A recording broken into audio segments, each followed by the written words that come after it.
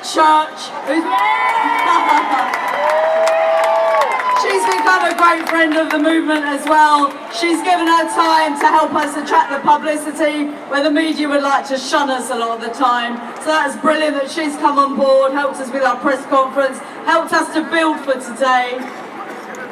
Actress and television presenter as well. I'll say no more, I'll hand her over. Charlotte Church.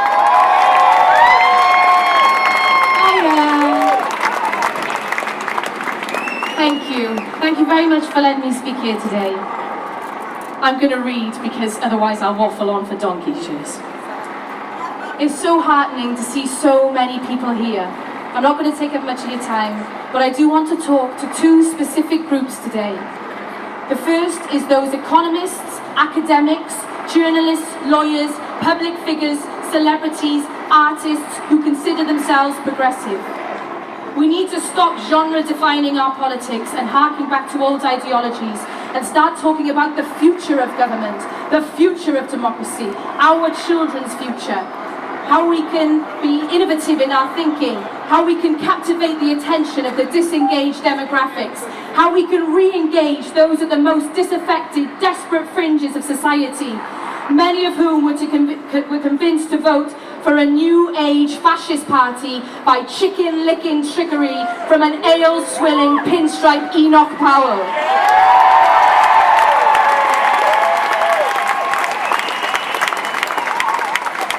One of the main reasons so many young people are turning towards the agendas of consumerist capitalism is that its advocates have embraced the language of positivity, even whilst championing the most radical deconstruction of society.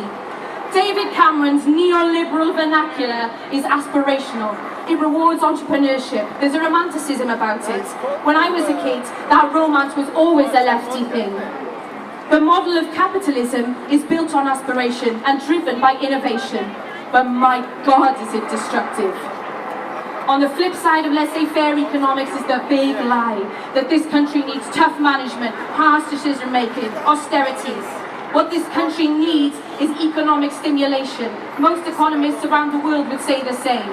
We need to get the blood pumping, and that cannot be achieved by stringing tourniquets around the limbs of social welfare.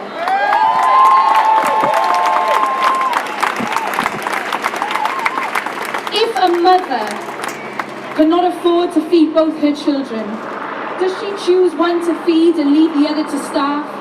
Of course she doesn't. She will go without until those children are able to feed themselves. That is civilized and moral. The fact remains that whilst those whose lives depend on the benefits they receive, those less fortunate people that the Daily Mail would call scroungers, whilst they have their welfare severed, the government will sell off its stake, our stake in the Royal Bank of Scotland, at a scandalous rate so that their buddies in big business can turn over millions in profits from it within a matter of hours. They will sell off our schools and our hospitals, and once it's done, it will be very difficult to reverse. One aspect of this that really gets under my skin is that it's all wrapped up in a proud to be British package. I'm proud to be British because of our National Health Service, the welfare system, and David Bowie, not because of the Union Jack. Nationalism has worked wonders for the Scots because it's galvanised them against the Westminster elite, but rarely does pure nationalism have a positive effect, and more often than not, it serves to veil racism. I'm not saying don't be proud, I'm saying be proud for the right reasons. We need to win back these young minds and save ourselves from decades of yuppie rule. And the way we do that is with fresh ideas, positive messages, new theories, engaging art, and more public figures sticking their heads above the parapet. The second group I want to talk to today is those who will be affected by austerity. Austerity that Cameron says should be a permanent aspect of British economics. Every single person in the country will be affected by austerity. Public services are needed by everybody. We all contribute, whether we can monetarily or not, because contribution is not solely a fiscal matter. It is cultural, community-based, academic, it is friendship, it is love.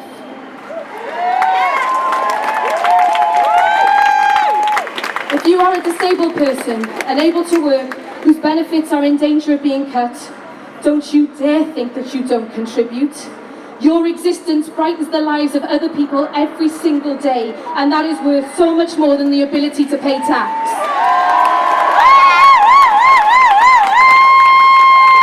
If you feel ashamed that you have to use a food bank because this government would rather see you starve than put a note in your pocket, walk tall. You have the moral high ground. There is only one way to fight the onslaught of crusading austerity, and that is to come together in unity. I want to urge everyone to go out into your communities, meet your neighbours, find out what they think and try and see things from their point of view. If you can afford to offer to help those in society who need it, just do it. Don't unfriend all those on Facebook who post things that you disagree with.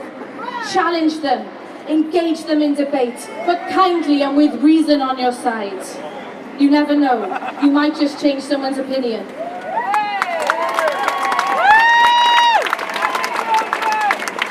And more than anything, we need to keep on pressuring the establishment into hearing our voice. Today has been fantastic, but this is only the beginning.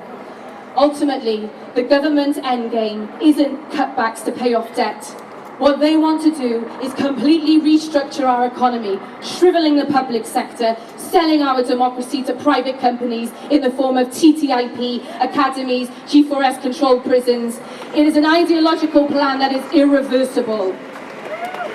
Let us remember that the NHS was born at a time when national debt to GDP ratio was significantly larger than what it is now. Let's show the government that we are not afraid of national debt, and we will not allow our public services to be attacked, because everybody needs them.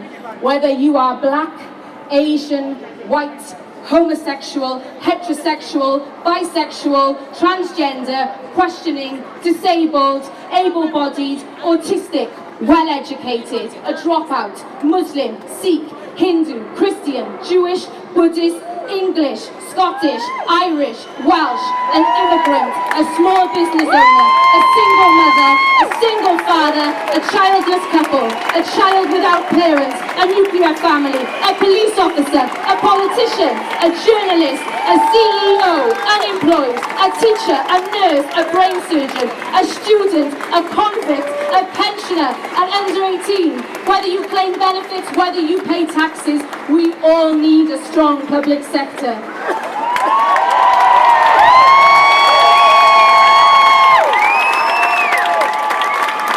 And if we keep on keeping on, they will not be able to ignore us.